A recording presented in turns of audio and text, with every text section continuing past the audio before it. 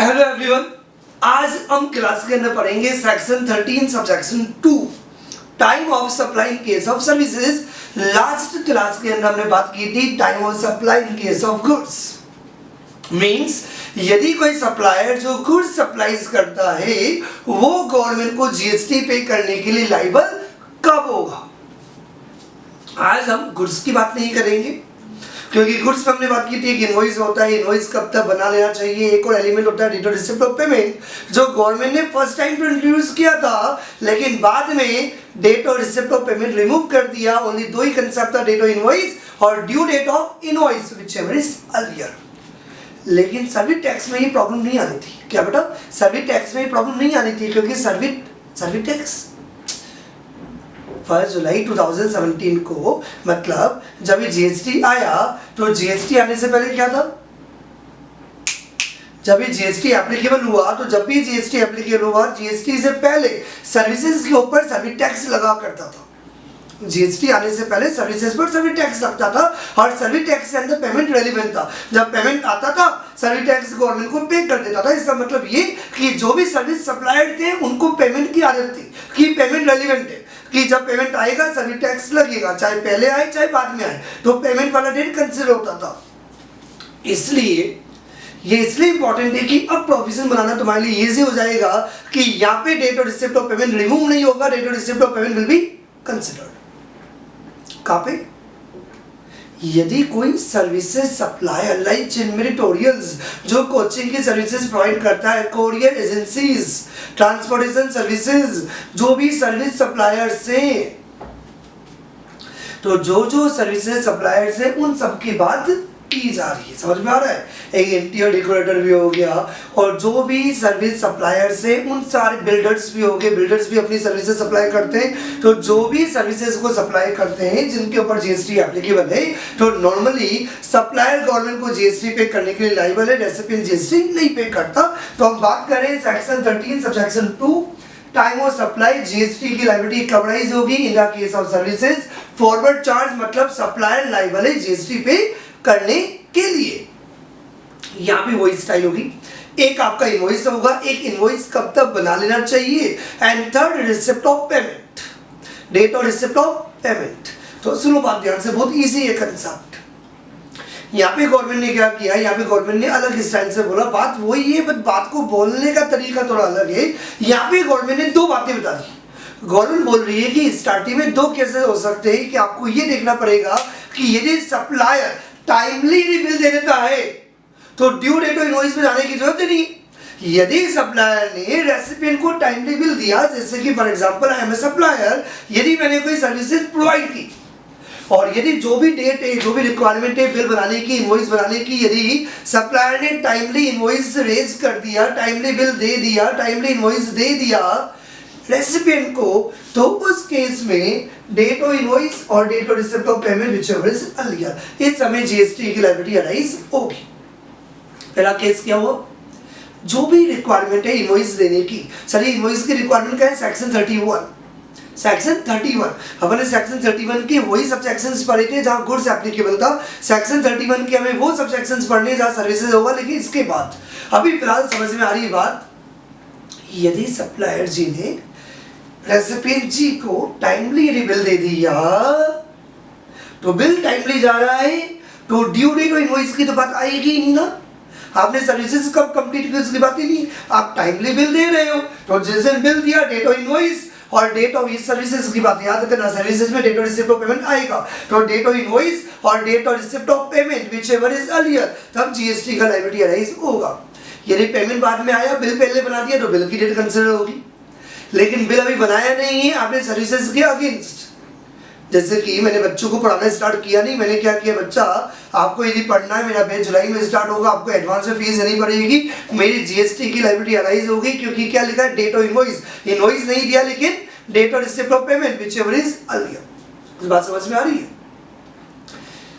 Government कहती है कि यदि बिल बना लिया तो जीएसटी पे कर दो अकाउंटेंट को, जीएसटी का लायबिलिटी आपका राइज रहेगा। यदि बिल बनाने की बात नहीं आई, लेकिन यदि आपका क्या हुआ, पेमेंट आ गया whichever is earlier, लेकिन ये पॉइंट कब एप्लीकेबल होगा, this is very important, this is very important. Point number A, पहला केस कब एप्लीकेबल होगा, जब सप्लायर टाइमली रेसिपिएंट को इनवॉइस दे देता है, यदि सप्लायर टाइमली रेसिपिएंट को इनवॉइस दे देता है, तो जब टाइमली इनवॉइस दे दिया तो डेट ऑफ इनवॉइस और date of receipt of payment whichever is earlier, that is the liability arises of the supplier.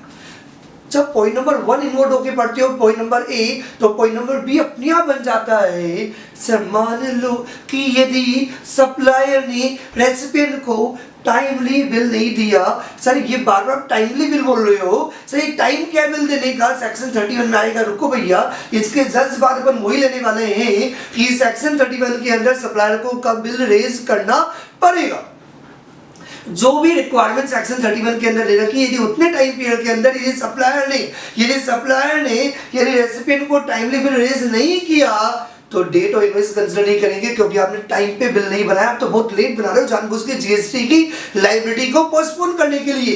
तो गवर्नमेंट बोलती है date of invoice is not important, तो डेट ऑफ इनवॉइस की जगह हमने बना दिया जब आपने सर्विसेज कंप्लीट कर दी। हम date of provision of services, date of provision of services, date of provision मतलब प्रोवाइडिंग, जब आपने सर्विसेज को प्रोवाइड कर दिया, जब आपने सर्विसेज को कंप्लीट कर दिया। याद हो गया है 100%, बहुत इजी है। आई लव जीएसटी, जीएसटी पढ़ने बहुत मजा आता है। जीएसटी से बढ़िया टैक्स कोई है ही नहीं और बढ़िया सब्जेक्ट भी नहीं है, वेरी इंटरेस्टिंग। देखो अभी क्लास में याद कराता हूँ, बाद में तो याद करने की जरूरत भी नहीं होती है, मेरा टैलेंट यही है। मैं 13 साल से पढ़ा रहा हूँ, हर समय बच्चा मुझे ही बोलता है सर हमें क्लास में याद हो जाता है, और हमें यही करना है, तभी तो रिजल्ट आएगा। क्योंकि हमारे एग्जाम्स में सबसे इंपॉर्टेंट है सीएस के अंदर गैप नहीं होता। गैप नहीं होता इसका मतलब ये हुआ कि हमें चीजों को मेमोराइज करना बहुत जरूरी है, और यही सीखना है। कैसे, देखो सप्लायर जी, यदि सप्लायर टाइमली यदि बिल दे रहा है, यदि भैया टाइम पे बिल दे रहा है, तो दूसरे एलिमेंट पे क्यों जाते हो, तो डेट ऑफ इनवॉइस और date of receipt of payment whichever जरिए। लेकिन यदि सप्लायर ने टाइम पे बिल नहीं दिया, तो आप जो डेट ऑफ इनवॉइस वाला जो एलिमेंट है उसको हटाओ, उसकी जगह date of provision of services, date of receipt of payment तो है, क्योंकि यदि आप एडवांस पेमेंट लोगे तो गवर्नमेंट बोलती है सर्विस में तो आ रखती है पेमेंट की आपको पहले भी सर्विस टैक्स में, तो date of receipt of payment यहाँ भी कंटिन्यू रहेगा। तो date of provision of service और date of receipt of payment whichever is earlier. कितने केसेस हो गए सर? 2 केस हो गए। सर यदि डेटा अप्लाई नहीं हो पा रहा है, ये डेटा अप्लाई मतलब ये डेटा अवेलेबल नहीं हो, यदि इंफॉर्मेशन यदि अवेलेबल नहीं हो, यदि क्लोज ए और क्लोज बी यदि अप्लाई नहीं हो पा रहा हो, और ये क्यों अप्लाई नहीं हो पा रहा हो, क्योंकि सारे डेटा आपके पास अवेलेबल नहीं हो, तो गधे को भी बाप बनाना पड़ता है, गधे को भी बाप बनाना पड़ता है, मजबूरी का नाम महात्मा गांधी।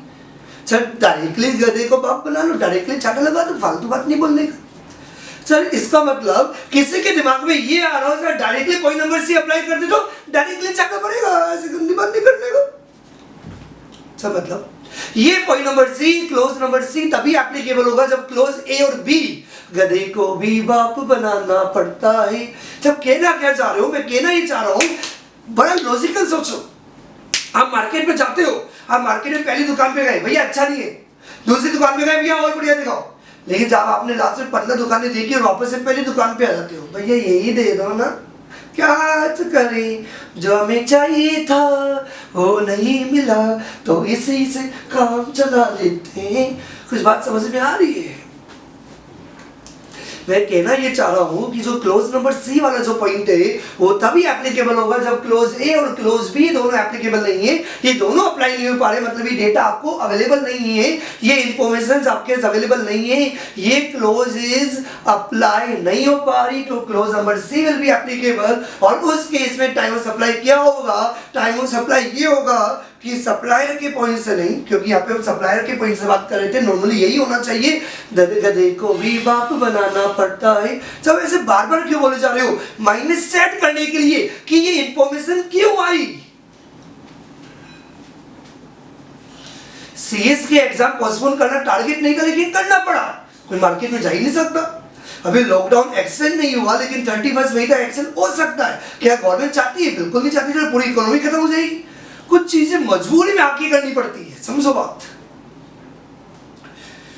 नॉर्मली तो यही होना चाहिए, डेट ऑफ इनवॉइस, मतलब जब सप्लायर, क्योंकि जीएसटी किसको पे करना है, सप्लायर को ही पे करना है। तो जब जीएसटी सप्लायर गवर्नमेंट को पे करेगा तो ऑब्वियसली वो बिल बना रहा है या रिसिप्ट ऑफ पेमेंट। यदि बिल टाइमली नहीं बना रहा तो डेट ऑफ प्रोविजनल सर्विसेज और date of receipt of payment whichever is earlier. लेकिन जब क्लोज ए और बी अप्लाई नहीं हो रही, जब ये डेटा अवेलेबल नहीं है, जब ये इंफॉर्मेशन अवेलेबल नहीं है, सर ऐसे क्या करो?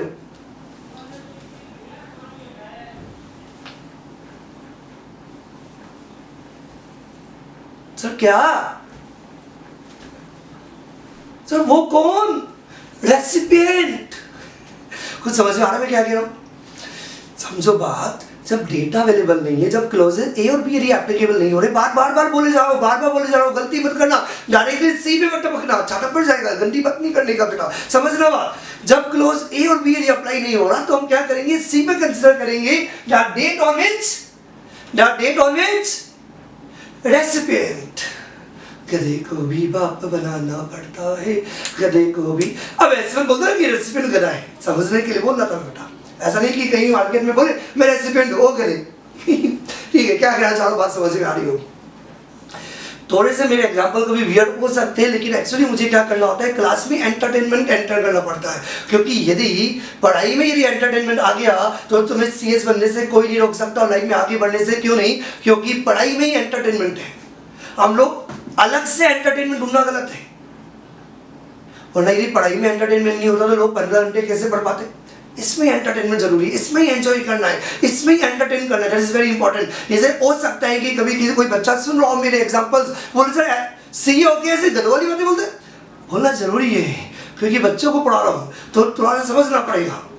थोड़ी सी मेरी बातें एग्जांपल कभी वियर्ड हो सकती है, लेकिन जरूरी है थोड़ा लो लेवल पे बात करनी, जिससे मजा आए ना यार। कोई पाप तो नहीं कर रहे पढ़ के और पढ़ा के, समझ में आ रही बात? Very good. सप्लायर से पॉइंट से नहीं, रेसिपिएंट याद रहेगा, मुझे पता है। Date on which recipient shows the receipt of services. जिस दिन रेसिपिएंट अपनी बुक्स में सर्विसेज रिसिप्ट कर ली, वो एंट्री दिखाएगा, उस दिन जीएसटी की लायबिलिटी अराइज होगी।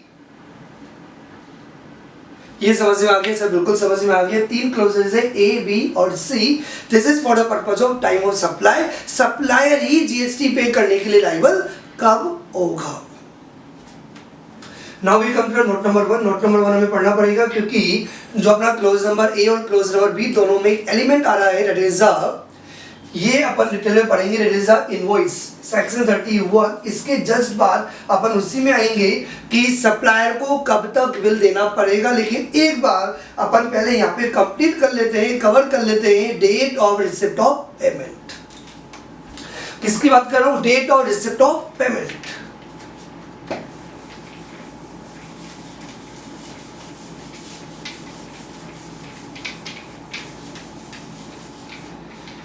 यदि मैं बात करूं डेट और रिसिप्ट ऑफ पेमेंट, मतलब पेमेंट किसको मिलेगा? सप्लायर को या रेसिपिएंट को? थोड़ा सा लॉजिक लाओ। सप्लायर का काम क्या है? उसने सर्विसेज को सप्लाई किया तो पेमेंट किसको मिल रहा है? रेसिपिएंट को। सर रेसिपिएंट तो पेमेंट देगा ना, मतलब सप्लायर ने सर्विसेज दी, जैसे कि चिन्मय ट्यूटोरियल्स ने कोचिंग की सर्विसेज प्रोवाइड की, तो रेसिपिएंट कौन है? Sir student. तो स्टूडेंट को फीस मिलेगी तो नहीं, स्टूडेंट क्या करेगा? फीस देगा। फीस किसको मिलेगी? चिन्मय ट्यूटोरियल्स। समझ में आ रही बात? बिल्कुल आ रही है सर। तो अब ये चिन्मय ट्यूटोरियल्स हुआ, दैट इज अ सप्लायर। इस एग्जांपल ले सकते हैं अपन, कोई दूसरा एग्जांपल भी ले सकते हैं, कोई भी सर्विस सप्लायर का, लेकिन ठीक है, सिटी चिन्मय ट्यूटोरियल सप्लायर ये स्टूडेंट को सर्विसेज प्रोवाइड करता है। कोई भी सर्विसेज आप ले सकते हो, फॉर एग्जांपल कोचिंग की सर्विसेज अपने प्रोवाइड की, या कोई इंटीरियर डेकोरेटर ने सर्विसेज प्रोवाइड की, या एनी अदर सर्विस सप्लायर जो भी अपनी सर्विसेज प्रोवाइड करता है। और यदि वो सर्विसेज यदि प्रोवाइड करता है, ये सर्विसेज प्रोवाइड की, राइट। अब हम यहाँ पे ये बात करने जा रहे हैं कि व्हाट इज द डेट और receipt of payment. Chinmay tutorials को पेमेंट कब मिला? एक स्टूडेंट है, फॉर एग्जांपल वो आगरा का है, दिल्ली का है या मुंबई का है, उससे बोला सर मैं आपको पेमेंट दे दूंगा, ठीक है। हम एंट्री कब करेंगे? जब पेमेंट आएगा तभी एंट्री करेंगे ना, ऐसे थोड़ी पेमेंट की एंट्री करेंगे। तो सिंपल सी बात है, उस बच्चे ने क्या किया? नेफ्ट करा दिया, NEFT नेफ्ट 30 अप्रैल को। तो यदि उसे 30 अप्रैल को नेफ्ट करा दिया, हमें सपना थोड़ी आता है। सर आपके मैसेज आ भी जाता है, तो मैसेज आता है कौन सा हम देखने वाले हैं, ध्यान ही नहीं देता, इतने सारे मैसेज आते तो ध्यान ही नहीं दिया। तो बच्चे ने क्या किया, नेफ्ट गया, मेरे अकाउंट के अंदर क्रेडिट हो गया। मतलब ये कि 30 अप्रैल को जो बैंक अकाउंट है वो क्रेडिट हो गया, क्योंकि उसे डायरेक्टली क्या किया, बैंक के अंदर जमा करा दिया। लेकिन मेरी बुक्स और अकाउंट्स में मुझे पता ही नहीं है, क्योंकि जब मुझे फोन करके बोलेगा तब होगा। सर 30 अप्रैल को हमने आपको व्हाट्सएप भी कर दिया, बेटा व्हाट्सएप देखा ही नहीं। तो हुआ क्या, 1 मई को आके हमने देखा कि पेमेंट मेरे बैंक अकाउंट में आ गया है, बच्चे का भी फोन आ गया है। तो हमने बुक्स अकाउंट्स के अंदर एंट्री की ऑन द 1 मई 2020। ऐसा हो सकता है, जरूरी नहीं है कि जिस दिन मेरा बैंक अकाउंट क्रेडिट हो, जिस दिन मेरे बैंक के अंदर पैसा आए, मैं उसी दिन बुक में भी एंट्री करूं। मैं क्या कह रहा हूं, बात समझ में आ रही है? सर इसका मतलब ये हुआ कि सर हमेशा पहले बैंक अकाउंट क्रेडिट होगा और बुक्स और अकाउंट्स में एंट्री बाद में करूंगी, जरूरी नहीं है। कभी कभी ऐसा भी हो सकता है। कैसा? फॉर एग्जाम्पल एक स्टूडेंट ने मुझे चेक दिया, चेक समझ में आता है, ठीक है, अभी लॉकडाउन की वजह से पॉसिबल नहीं है, लेकिन मान लो कि उसने मुझे क्या किया, बाजू में रहता है बच्चा, उसने मुझे चेक ही दे दिया। चेक कब दिया? 28 अप्रैल को। तो 28 अप्रैल को जैसे ही चेक हमें मिला तो हमने अपने बुक्स और अकाउंट्स के अंदर एंट्री की, payment entered, payment entered, payment received. 20 अप्रैल को हमने एंट्री कर ली अपने बुक्स ऑफ अकाउंट्स के अंदर जैसे ही चेक मिला, क्योंकि चेक का मतलब ये मान लिया जाता है कि पेमेंट आ गया, प्रोवाइडेड चेक डिसऑनर नहीं होना चाहिए, चेक बाउंस नहीं होना चाहिए। नॉर्मली चेक आते ही हम लोग ये मानते हैं कि पेमेंट हो गया है। आइडियली मुझे 28 अप्रैल को ही बैंक के अंदर क्रेडिट कर देना चाहिए था, लेकिन मैंने जमा नहीं किया, लॉकडाउन में कौन जाएगा। तो हमने क्या किया, 4 मई को बैंक में गए, 4 मई को बैंक में गए और 4 मई को जाके हमने बैंक के अंदर ये डिपॉजिट किया। 2-3 दिन बाद क्लियर हुआ। फॉर एग्जांपल 7 मई को बैंक में क्रेडिट हुआ, 7 मई। ओहो सर, क्या इसका मतलब ये हुआ सर, हो सकता है कि पेमेंट की एंट्री पहले हो जाए मेरी बुक्स और अकाउंट्स के अंदर, या बैंक अकाउंट के अंदर पहले क्रेडिट हो जाए। क्योंकि जनरली क्या होता है, जब किसी के बैंक के अंदर डायरेक्टली एनईएफटी करा देते हो, नेफ्ट करा देते हो, क्या होता है, IMPS करा देते हो, या आजकल गूगल पे होता है, तो आपने डायरेक्टली क्या किया, किसी के बैंक अकाउंट के अंदर डायरेक्टली अमाउंट डिपॉजिट किया, लेकिन जो सप्लायर है उसने अपनी बुक्स के अंदर एंट्री नहीं की। तो यहाँ पे गवर्नमेंट ने क्या बोला, from the point of view of supplier, कि सप्लायर ने पेमेंट कब रिसीव्ड किया माना जाएगा। ये जो 2 डेट हो गई कि सप्लायर अपनी बुक्स और अकाउंट्स के अंदर पेमेंट की एंट्री कब कर रहा है, और उसका किसका, सप्लायर का, ये दोनों सप्लायर के पॉइंट सही है। और सप्लायर का बैंक अकाउंट क्रेडिट कब बोल रहा है।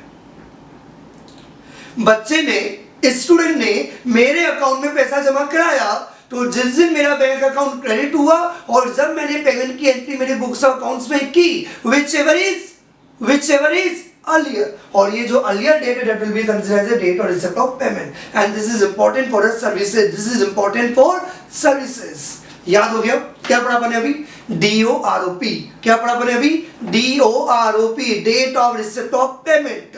सप्लायर के पॉइंट से पेमेंट रिसिप्ट कब माना जाएगा, जब सप्लायर का, किसका, सप्लायर का चिन्मय ऑडियंस का बैंक अकाउंट क्रेडिट होगा, और या सप्लायर अपने बुक्स अकाउंट्स, क्या बुक्स अकाउंट्स में पेमेंट की एंट्री करेगा, whichever is earlier, that is the date or receipt of payment। जल्दी से ये लिख लो।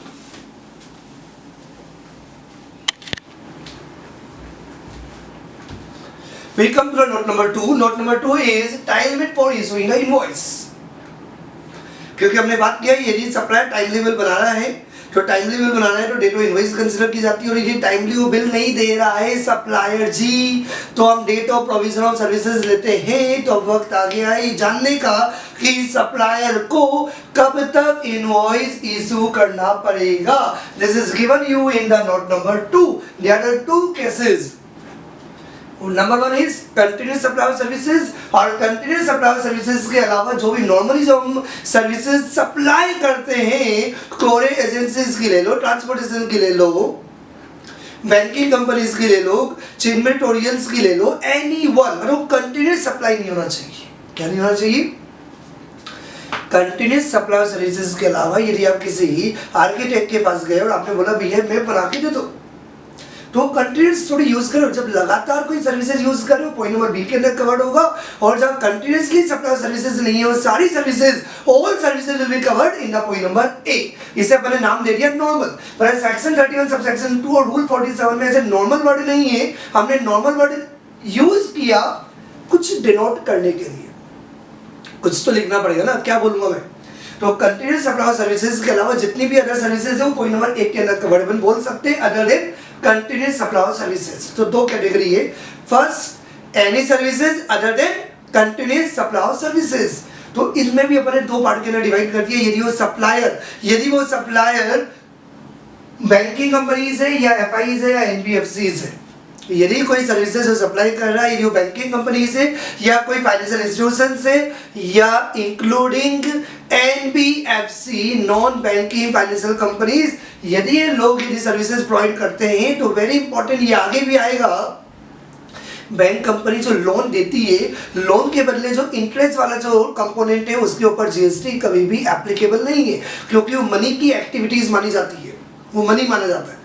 मतलब बैंक ने आपको लोन दिया, लोन के बदले वो इंटरेस्ट चार्ज करता है, ये जीएसटी के अंदर कवर्ड नहीं है, ये सर्विसेज पर जीएसटी एप्लीकेबल नहीं होता। सर फिर ये बैंक, भैया जब बैंक यदि आपको लोन देता है तो लोन के लिए वो आपसे बहुत सारे चार्जेस लेता है, वो बोलता है फाइल चार्जेस, डॉक्यूमेंटेशन चार्जेस, उसके ऊपर जीएसटी एप्लीकेबल होगा, एटीएम चार्जेस जीएसटी एप्लीकेबल होगा। तो ये बैंकिंग कंपनीज के द्वारा जो भी सर्विसेज प्रोवाइड की जाती है तो बैंकिंग इंटरेस्ट के अलावा, डिस्काउंटिंग और बिल्स के अलावा, क्योंकि वो भी इंटरेस्ट का कंपोनेंट है, तो इंटरेस्ट के अलावा जो भी बैंकिंग कंपनीज या financial institution including non banking financial companies ने जो रेसिपिएंट कस्टमर को जो सर्विसेज सप्लाई की, तो उन केस में इन सप्लायर को 45 डेज के अंदर इनवॉइस रेज करना होता है। और इसके अलावा, किसके अलावा, जो कंटिन्यूस सप्लाई सर्विसेज तो नहीं है, और जो बैंकिंग कंपनीज भी नहीं है, सप्लायर बैंकिंग कंपनीज भी नहीं है, फाइनेंशियल इंस्टीट्यूशंस भी नहीं है, और नॉन बैंकिंग फाइनेंशियल कंपनीज भी नहीं है, इनके अलावा यदि आपका कोई भी सप्लायर है, एनी अदर सर्विस सप्लायर, उन सारे सर्विसेज सप्लायर को विद इन 30 डेज के अंदर क्या करना होगा, इनवॉइस रेज करना होगा। तो rule number 47 section 31 sub section 2 में आपको ये याद करना है कि नॉर्मल केसेस के अंदर जहाँ कंटिन्यूस सप्लाई सर्विसेज का कंपोनेंट नहीं होता, वहाँ सप्लायर या तो 30 डेज के अंदर या 45 डेज के अंदर from the date of supply services, जब आपने सर्विसेज सप्लाई की तो उसे 45 डेज और 30 डेज के अंदर, क्या बेटा 45 डेज, तुमसे बात कर रहा हूं मैं, 45 डेज के अंदर 30 डेज के अंदर। सर 45 डेज क्या है, 45 डेज तब होगा जब अदर देन बैंक, नहीं, यदि बैंकिंग कंपनी से फाइनेंशियल इंस्टीट्यूशन है इंक्लूडिंग एनबीएफसी है तो उस केस में 45 डेज है, और बैंकिंग कंपनी फाइनेंशियल इंस्टीट्यूशन और इंक्लूडिंग एनबीएफसी के अलावा यदि कोई और सप्लायर है तो उस केस में 30 डेज के अंदर from the date of supply service supplier क्या करेगा, इनवॉइस रेज करेगा, इनवॉइस बनाना पड़ेगा। There is a due date of invoice, that is a due date of invoice. Point number A completed. Now we come to point number B. Point number B क्या कहता है, point number B कहता है continuous supply services. Define में आगे करूंगा, एक बार पहले अपन कंटिन्यूअस सप्लाई सर्विसेज की बात कर लेते हैं। नाम से भी इंडिकेट करता है जहां पे सर्विस आपका लंबा चलेगा। जनरली अपन बोल सकते हैं वर्ड टू वर्ड में, तुम्हें आगे बताऊंगा इसके जस्ट कंप्लीट होने के बाद, पर ऐसा कोई सर्विस है जहाँ पे 3, 4, 5 महीने मतलब लंबे टाइम पीरियड के लिए जहाँ सप्लायर लगातार सर्विसेज प्रोवाइड करता रहे, तो यदि सर्विस आपकी लगातार सर्विसेज प्रोवाइड होती रहे और जहाँ पेमेंट भी लिंक दो आपकी सर्विसेज पर, मतलब फ्यूचर में धीरे धीरे पेमेंट देते रहना। जनरली बिल्डर के केस में ऐसे होता है, बिल्डर क्या बोलता है, मैं आपको फ्लैट बना के दूंगा, हर महीने मुझे कुछ पेमेंट दे देना, या तो हर मंथ पेमेंट, बिल्डर कैसे बोलता है, या तो हर मंथ मुझे पेमेंट दे देना। जैसे आपका मंथ एंड होगा और एवरी मंथ एंड होने के बाद मुझे पेमेंट दे देना, या मंथ एंड होने के बाद नहीं, क्योंकि अपन बोलते हैं तुझे काम ही नहीं किया, मंथ एंड होने के बाद नहीं, तो अपन ऐसे भी लिंक कर सकते हैं, जितना काम किया उतना पेमेंट देना पड़ेगा। दो ही तरीके होते हैं, नहीं समझ में आ रहा। जहाँ सर्विसेज में लगातार प्रोवाइड कर रहा हूँ तो मैं थोड़ी बोलूँगा जब सर्विसेज 3 साल बाद कंप्लीट होगी, भैया ऐसे थोड़ी, मैं सर्विसेज आपको लगातार प्रोवाइड कर रहा हूँ ना, तो जब लगातार प्रोवाइड करूँगा तो मैं क्या बोलूँगा, मुझे पेमेंट चाहिए होगा।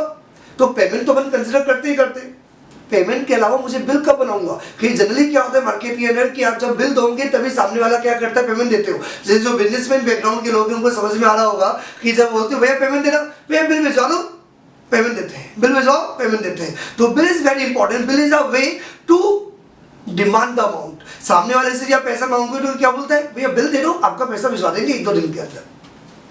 तो बिल देना पड़ता है। तो यहाँ पे यही बोला जा रहा है कि सप्लायर कब बिल देगा, ये इस बात पर डिपेंड करता है कि आपका पेमेंट का आपने म्यूचुअली क्या डिसाइड किया है। तो जैसे कि फॉर एग्जांपल बिल्डर ने पहले डिसाइड कर लिया कि 2 साल के अंदर आपका मकान बन जाएगा, आपको हर महीने एंड होने के बाद नेक्स्ट मंथ के 1 तारीख को आपको इतना पेमेंट देना पड़ेगा। पर जहाँ ड्यू डेट आप पहले डिसाइड कर लेते हो, इस डेट को पेमेंट देना पड़ेगा। जैसे मैंने क्या किया, मैंने अपने टेलीफोन पे IVR की कोई सर्विसेज ले ली, वो 1 ईयर की कंटिन्यूसली सर्विसेज है जो मुझे मिलेगी। कोई 3 महीने से ज़्यादा या जो भी टाइम पीरियड है उससे ज़्यादा यदि मैं वही सर्विसेज ये अवेल कर रहा हूँ, तो जहाँ कोई पर्सन कंटिन्यूसली यदि सर्विसेज दे रहा है, तो जहाँ वो कंटिन्यूसली सर्विसेज देगा तो हमेशा 2 तरीके से काम करेगा।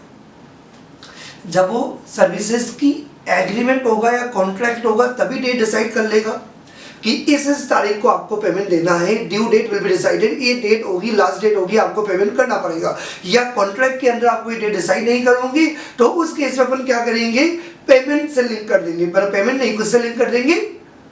ड्यू डेट आपने डिसाइड नहीं की, आपने ये नहीं बोला कि हर महीने को पेमेंट देना, आपने बोला भैया जितना काम होगा उतना पेमेंट दे दूंगा। लेकिन तीसरा, यदि आपने पेमेंट की मतलब ड्यू डेट भी डिसाइड नहीं की और आपने परसेंटेज ऑफ कंप्लीशन उससे भी डिसाइड नहीं किया, तो थर्ड क्या तरीका आता है, पेमेंट के हिसाब से करते हैं कि जितना पेमेंट होगा उसके हिसाब से बिल बनाते रहेंगे। तो यहाँ पे क्या थोड़ा सा एक आइडिया था जिससे आपके लिए याद करना इजी हो जाएगा। सिंपल लेवल की बात है, अपन यहाँ पे भी कवर कर सकते हैं।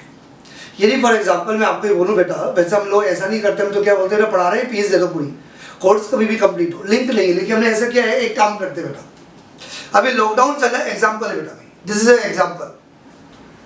हमारी जो भी एक्स अमाउंट है 40,000 रुपीज फॉर एग्जाम्पल, तो 40,000 रुपए के अंदर हम आपको पूरा फाइनल की क्लासेस प्रोवाइड करेंगे।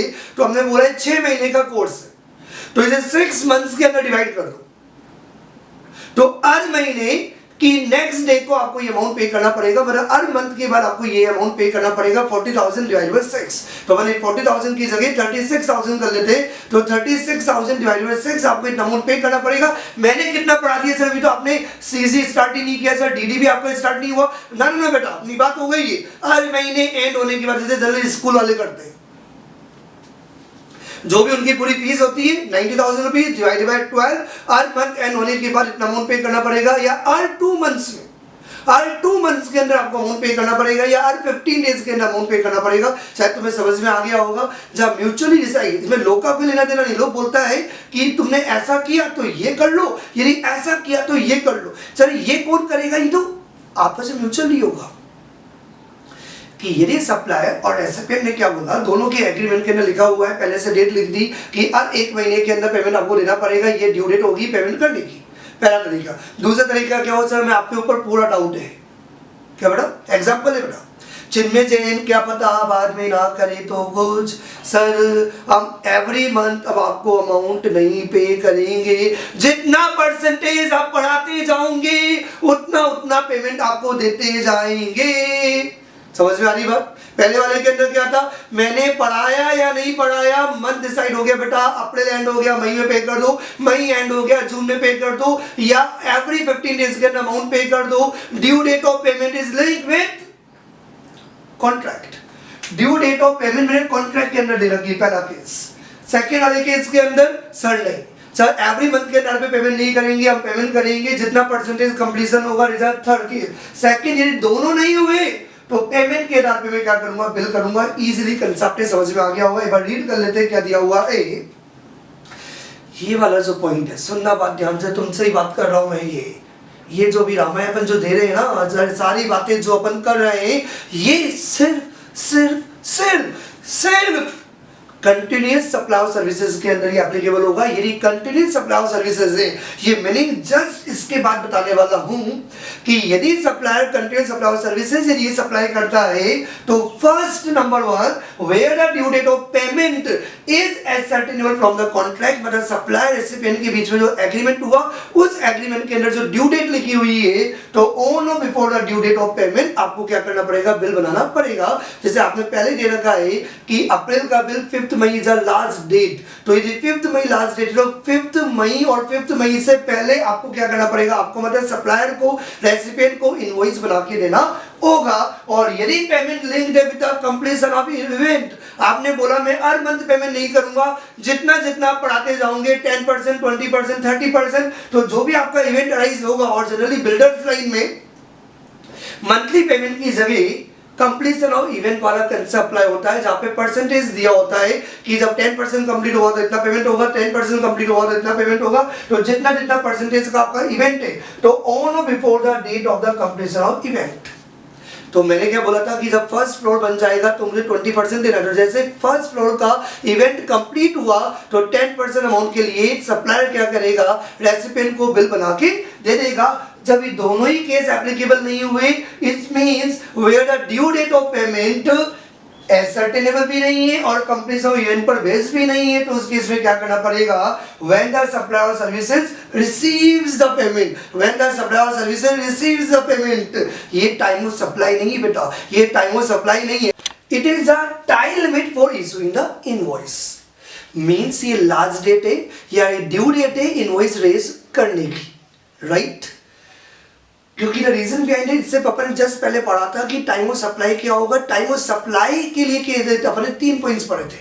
टाइम ऑफ सप्लाई में 3 पॉइंट्स अलग अलग थे कि सप्लायर टाइमली बिल बना रहा है या टाइमली बिल रेज नहीं कर रहा है, थर्ड एनी अदर। यहाँ पे अभी नोट नंबर 2 में हमने सिर्फ ओनली बात की है कि सप्लायर को कब तक बिल बनाना पड़ेगा, सप्लायर को कब तक बिल रेज या इनवॉइस रेज करना होगा। ये अब जल्दी से लिख लो फटाफट। Yes, now we come to continuous supply of services. Continuous supply of services नाम से इंडिकेट करता है जो आपने एक बार सर्विसेज दी और कंटिन्यूस है ना, लगातार रेगुलर बेसिस पे। तो यदि कोई भी सप्लायर रेगुलर बेसिस पे, रिकरेंट बेसिस पे, कंटिन्यूसली यदि कोई भी सर्विसेज ही प्रोवाइड करता है, लो मेकर्स ने बिल्कुल क्लियर कर दिया मोर देन 3 मंथ्स। यदि कोई भी सप्लायर जो रेगुलर बेसिस पे या रिकरेंट बेसिस पे सप्लायर के द्वारा जो भी सर्विसेज रेसिपिएंट को प्रोवाइड की जाती है मोर देन 3 मंथ्स, 3 महीने से ज़्यादा, लेकिन जो 3 महीने से ज़्यादा की सारी सर्विसेज यहाँ पे कवर्ड नहीं है with obligation periodic payment basis. यदि मैं कोई सर्विसेज आपको प्रोवाइड करता हूं और 8 महीने के लिए सर्विसेज प्रोवाइड करता हूं, बोलता हूं पूरा पेमेंट अभी दे दो, तो आपका पीरियडिक पेमेंट नहीं है। Sir what is a periodic payment? मतलब पीरियड के हिसाब से मतलब ये कि हर महीने आपको इतना पेमेंट देना पड़ेगा, आपको एवरी मंथ इतना पेमेंट देना पड़ेगा, या बार बार थोड़ा थोड़ा पेमेंट दे देना, या may be on the basis of जितना परसेंटेज काम कंप्लीट हुआ, लेकिन आपने क्या बोला, पूरा पैसा अभी दे दो। पीरियडिक पेमेंट नहीं है। तो 2 रिक्वायरमेंट है फर्स्ट पॉइंट के अंदर, सुना बात ध्यान से। यदि सप्लायर रेगुलर बेसिस पे, रिकरेंट बेसिस पे रेगुलरली जो भी सर्विसेज सप्लाई कर रहा है for a period more than 3 months with periodic payment obligation, this is the first category that will be considered as a continuous supply of services. एक बार read भी कर लेते हैं क्या है continuous supply of services. Continuous supply of services means section 2 clause 33। Section 2 clause 33 continuous supply of services means a supply of services which is provided or agreed to be provided, जो आप provide कर चुके हो, कर रहे हो या करने वाले हो। Supply of services which is provided or agreed to be provided continuously or on recurrent basis under a contract for a period more than 3 months with a periodic payment obligation। Your first point। Second, you can say वो services जो government ने notified की है, तो government के द्वारा जो जो सर्विसेज नोटिफाइड की गई है वो सर्विसेज भी कंटिन्यूअस सप्लाई ऑफ सर्विसेज के अंदर कवर्ड होगा। ये 2 पॉइंट है। सर ये स्किप कर दे तो आप स्किप नहीं कर सकते, क्योंकि द रीजन बिहाइंड दैट, जब कोई सप्लायर जो सर्विसेज का होगा, जब वो सर्विसेज प्रोवाइड करेगा, तो सर्विसेज प्रोवाइड करने के लिए आपको टाइम ऑफ सप्लाई डिटरमाइन करना पड़ेगा, और टाइम ऑफ सप्लाई के लिए आपको देखना पड़ेगा कि आपने टाइमली बिल बनाया या लेट बिल बनाया। तो जो बिल की जो डेट है वो डिपेंड करता है कि नॉर्मल के केस में 30 डेज और 45 डेज है, और कंटिन्यूस सप्लाई ऑफ सर्विसेज आपको डिसाइड करना पड़ेगा कि जो सप्लायर है वो कंटिन्यूस है, तो उसका इनवॉइस का जो डेट है, इनवॉइस वाला डेट कि उसे कब तक बिल बनाना पड़ेगा वो अलग है। तो इसका मतलब आपको ये देखना पड़ेगा, समझना पड़ेगा, इंटरप्रेट करना पड़ेगा कि क्या कंटिन्यूस सप्लाई सर्विसेज में आता है। और मुझे लगता है समझ में आ गया है। Have a good day to all of you.